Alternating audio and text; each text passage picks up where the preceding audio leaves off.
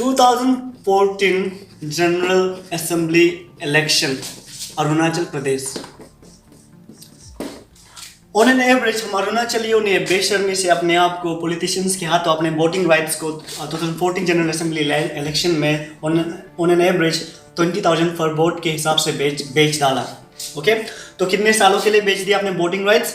5 सालों के लिए। इलेक्शंस 5 साल के बाद होते हैं, तो 5 साल में कितने दिन? 1 साल में कितने दिन? 365 डेज। तो 5 साल में कितने दिन?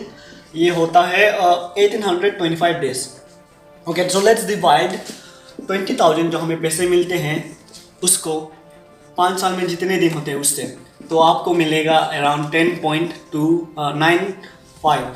ओके, तो इसका अप्रोक्स आप एवरेज निकाले तो 11 रुपीज़।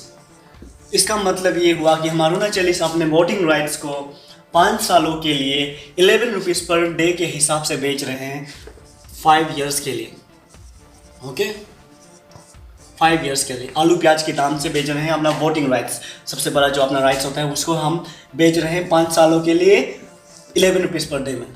और सबसे बड़ा आइरोनी की बात यह है कि हम एक्सपेक्ट करते हैं कि हमारा गवर्नमेंट डेवलपमेंट में हमें हेल्थ केयर फैसिलिटीज़ ठीक हो, हमारा एजुकेशनल फैसिलिटीज़ आए, रोड आए, कम्युनिकेशंस ठीक हो, कनेक्टिविटी ठीक हो, सिक्योरिटी बेटर हो, ये सब हम एक्सपेक्ट करते हैं। और सबसे बड़ा आयरनी की बात तो ये है कि हम हमारे गवर्नमेंट, हमारे इलेक्टेड रिप्रेजेंटेटिव से हम एक्सपेक्ट करते हैं कि करप्शन फ्री गवर्नेंस हमें मिले।